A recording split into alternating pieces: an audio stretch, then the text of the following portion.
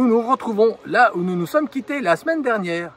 Pour ceux qui n'ont pas vu la vidéo, c'est par là.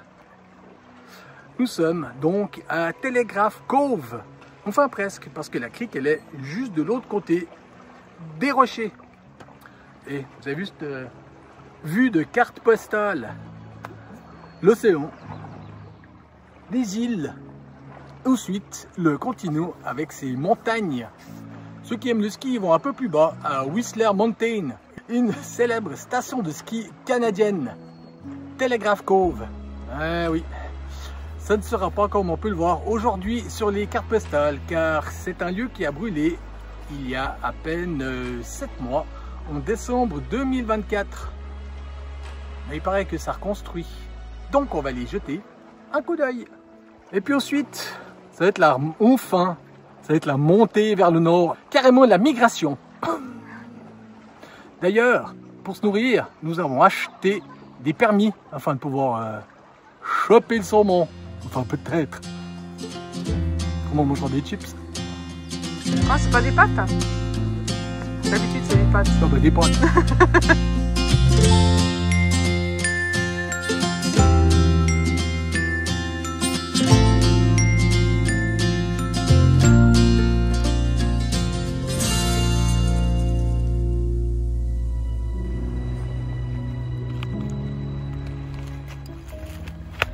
Et j'ai trouvé un os de baleine. T'es sûr? Non, non. Non, mais comment il est arrivé ici, quoi?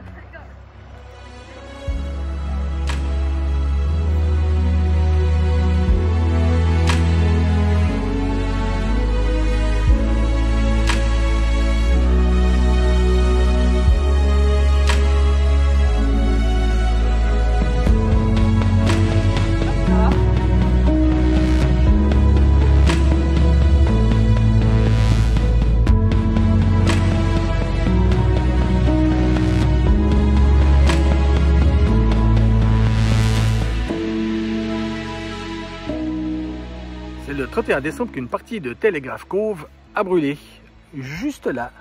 Et puis, afin de voir la différence, vous trouvez une photo de comment c'était avant. Mais ce sera mieux après, car ils sont en train de reconstruire et le tout se trouve sur pilotis. À l'époque, il y avait un pub, des bureaux d'excursion maritime, ainsi que le centre d'interprétation sur les baleines, et plus précisément sur les orques, car beaucoup se promènent dans les méandres de la flotte qui se trouve juste là, environ 170. D'ailleurs, tu peux aller les voir en bateau ou en canoë-kayak, ou en canoë, ou en kayak, ou en canoë-kayak. C'est en 1911-1912 que débuta l'histoire ici avec la construction d'une station du télégraphe, qui était le terminus de la ligne de la rivière Campbell. Dans les années 40, sauf erreur, un monsieur Westwell est venu ici et a acheté une bonne partie des terrains. Il s'est ensuite accoquiné avec des Japonais, notamment un monsieur Nakamura, ça ne s'invente pas, avec lequel il a construit une salerie de saumon ainsi qu'une scierie. Aujourd'hui, c'est devenu un lieu d'écotourisme, justement pour aller voir ces orques. Mais nous, on va pas y aller. Nous avons quitté Telegraph Cove pour nous retrouver à Port Hardy. Et je vous interdis formellement. De quoi? Et dis pas du Hardy. Je fais référence aux inconnus. C'est là, si jamais. Allez, on y va, Jacques Dutronc et Françoise. Juliette. Mais non, Hardy. Bon, on s'est trompé de côté, c'est là-bas qu'on doit aller. Nous allons prendre le ferry. C'est pour cela que nous avions une quinzaine de jours pour visiter l'île de Vancouver. Tout vous dire, nous voulions aller jusqu'à Prince Rupert. Vous savez pas où c'est? Allez, une petite carte. Cependant, au moment où nous avons tenté de réserver, c'était plein. Nous nous sommes donc mis en liste d'attente pour les prochains jours. Eh ben, on attend toujours. Prendre le ferry en direction de Prince Rupert, une voie maritime à travers l'Inner Land. Un trajet de 16 heures nous aurait permis de raccourcir d'un bon nombre de centaines de kilomètres. Cependant, complet,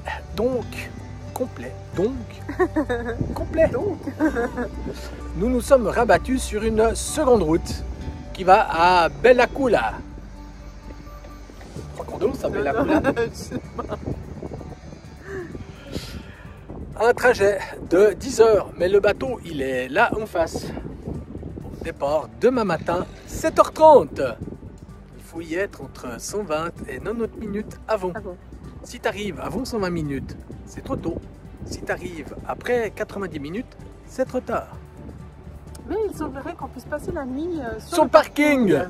Donc on va y être bien quelques heures avant. Oui, on va aller voir.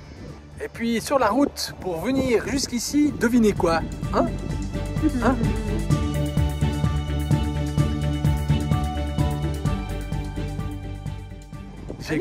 J'ai complètement merdé la prise du smartphone pour filmer. Le temps de l'enlever au câble de charge, ben, le nounours il était passé.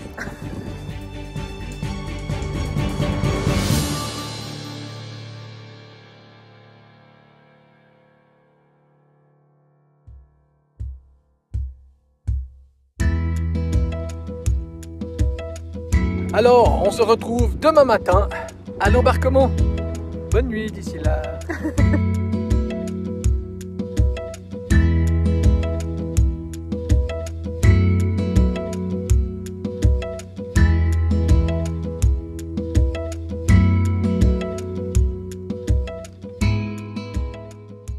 Un réveil très matinal. Et oui, nous nous sommes levés ce matin à 5 h.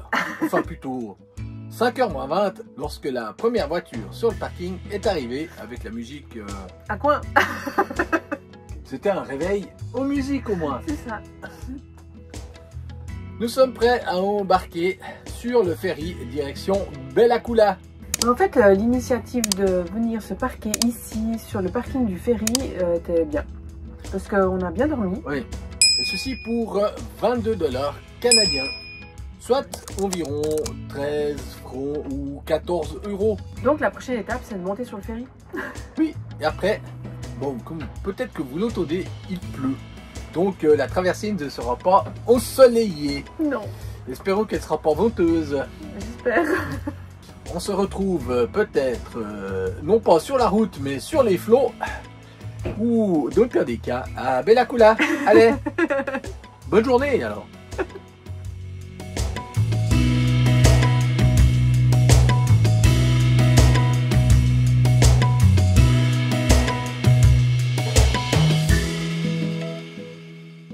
Nous voilà parqués, stationnés ou posés dans le ferry. Il n'y a qu'une entrée et qu'une sortie.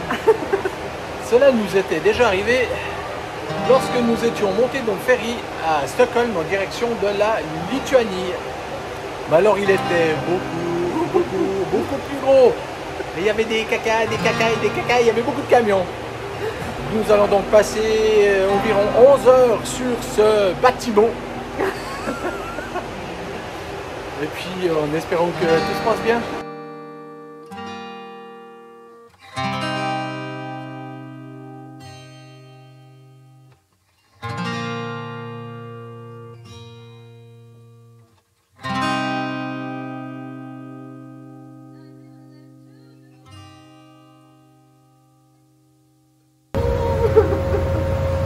Un iceberg.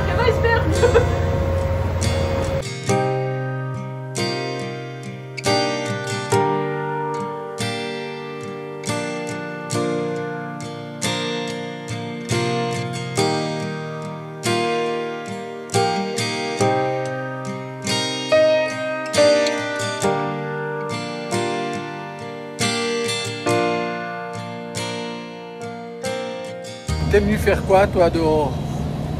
Observer les baleines. Ah. Il n'y en a pas.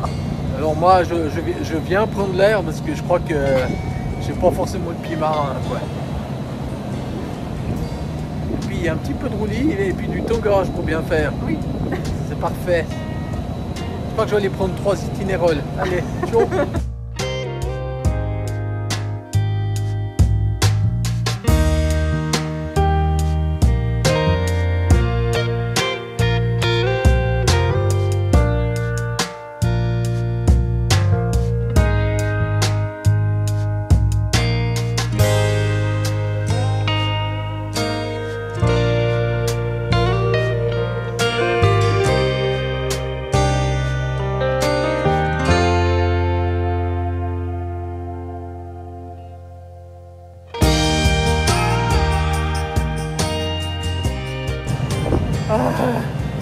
Enfin, je respire. La mer est plate. Et c'était 3 heures insupportables. 3 heures insupportables, là où la mer était ouverte sur l'océan. Avec des vents qui faisaient comme si... Alors, moi, je pense qu'il y avait au moins des creux de 12 mètres. Oh, mais...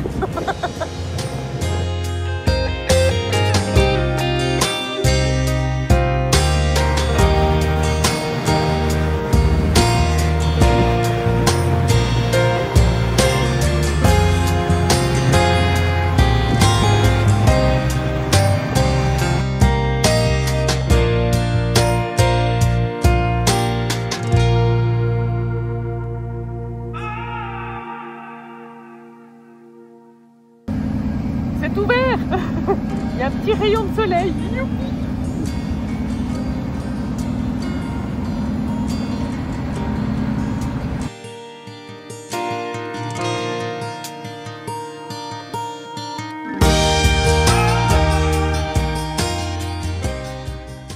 On arrive. On arrive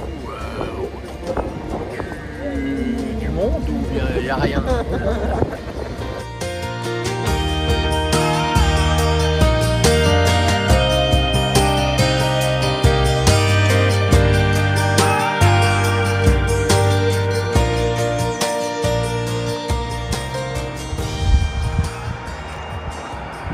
Regarde, il y a tout le temps le roaming info qui se met en route. Une fois on est au Canada, une fois on est aux États-Unis. Ça fait 2 semaines que ça dure, que 10 fois par jour, le roaming nous dit qu'on est soit aux States, soit au Canada. Il faut choisir. Hein. Heureusement, notre forfait prend les 2 pays en compte. Nous nous sommes posés à 1 km environ à la sortie du ferry, au bord de la route. Bon, on ne peut pas dire que la route soit très fréquentée. Non. Nous nous sommes donc couchés, alors avant le crépuscule, parce que on en avait besoin, on était un peu fatigués. Et nous voilà donc prêts à repartir ce matin, direction Williams Lake. Cela se trouve à environ 500 km d'où nous sommes. Mais vous commencez à nous connaître, nous n'allons pas faire ça en une journée. Ce sera probablement 2, voire 3. Et c'est parti pour le Heckman Pass. Une route qui monte d'environ d'une latitude de 50 mètres jusqu'à 1500. Et celle-ci est unpaved, soit elle n'est pas goudronnée. Et c'est Carole qui s'y colle. Alors, comment ça se passe? C'est caillouteux? Ouais, voilà.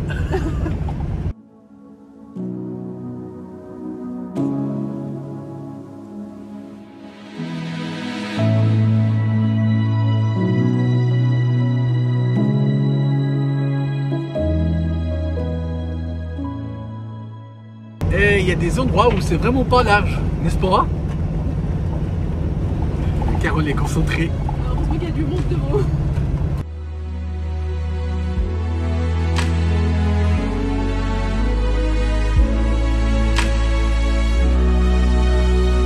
Je vous assure, j'étais en train de faire une photo. Et au moment où j'ai posé le téléphone, qu'est-ce qu'on voit? Eh ben ça! Un grizzly. Le premier grizzly! La vache! C'est gros un grizzly, hein?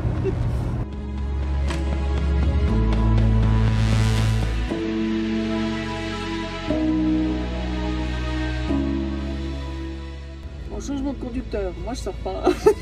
En plus de ça, il y a plein de moustiques dehors. Moi, je sors pas. Allez. Ah ouais, ah, dis donc. Oh la vache. Moi, je sors pas non plus.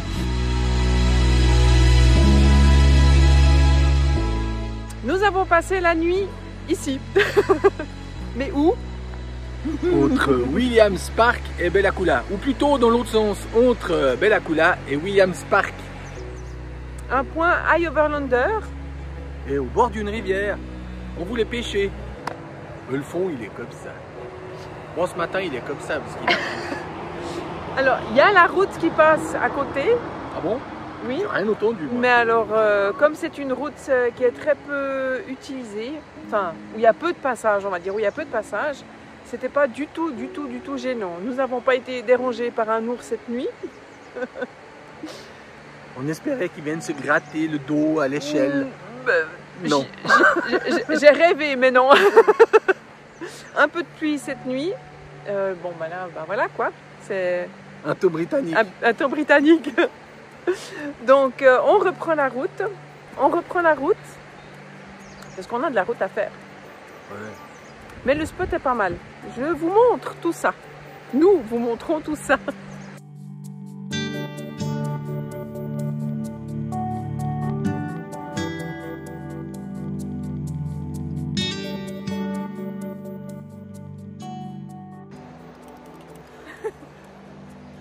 Mais qu'est-ce que c'est que ça donc?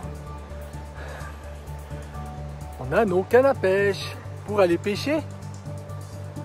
Là, regardez cette rivière comme elle est belle. Elle s'appelle la Chilcotine. Et nous sommes dans le district de Caribou. Bon, il y a la rivière, on a les cannes à pêche. Il ne reste plus qu'à trouver l'accès à la rivière.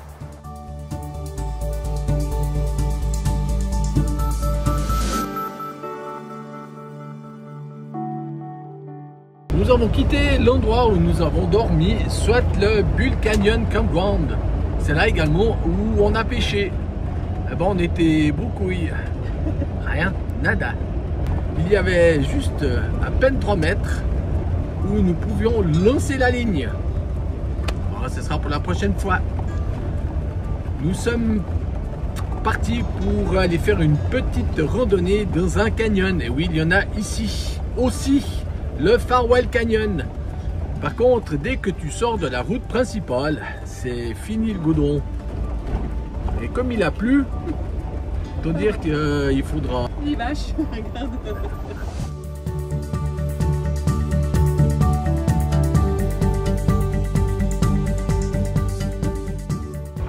Après l'intermède vache qui te regarde, nous nous dirigeons donc vers le Farwell Canyon.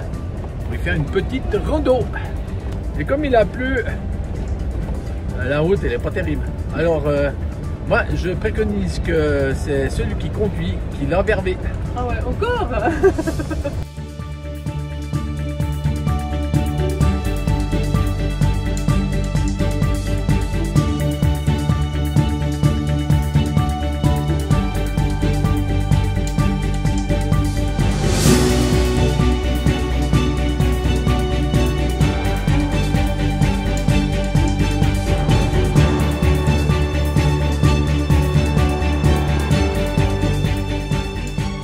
T'as vu ce qu'il faut monter de l'autre côté?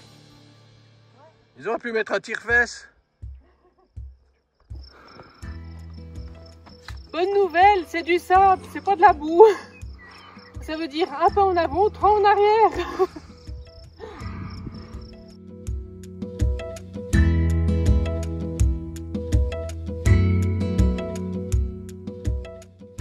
Eh ben, une chose est sûre, c'est qu'on peut dire que ça côte.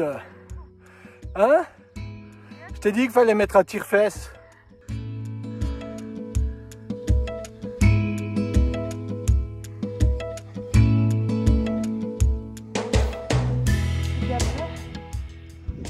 Ça monte encore. Ah.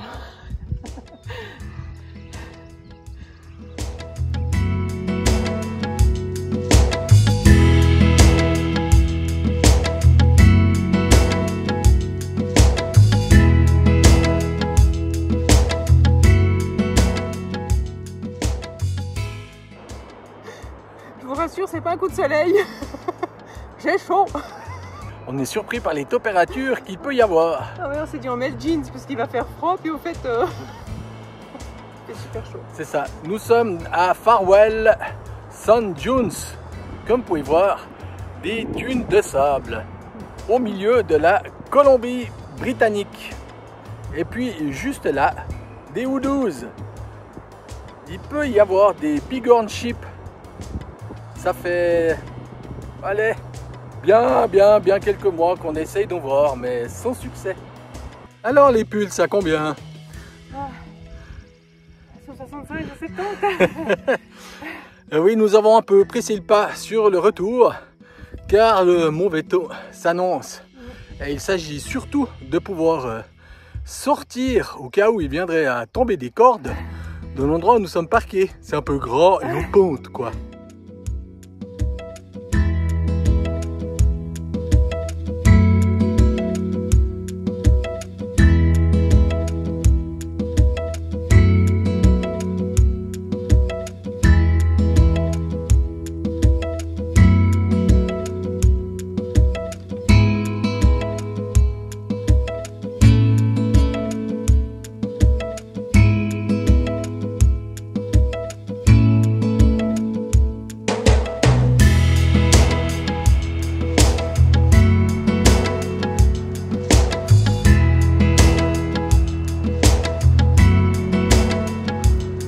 C'est quoi?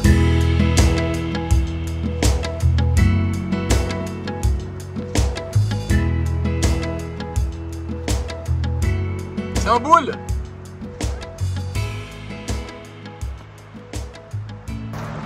Je sais pas ce que c'était, mais c'est trop petit. Comme vous avez pu le voir, Carole a chopé un poisson. Oui, il était trop petit. Nous avons changé de rivière. Nous avons changé la rivière Chilcotine contre la rivière Fraser.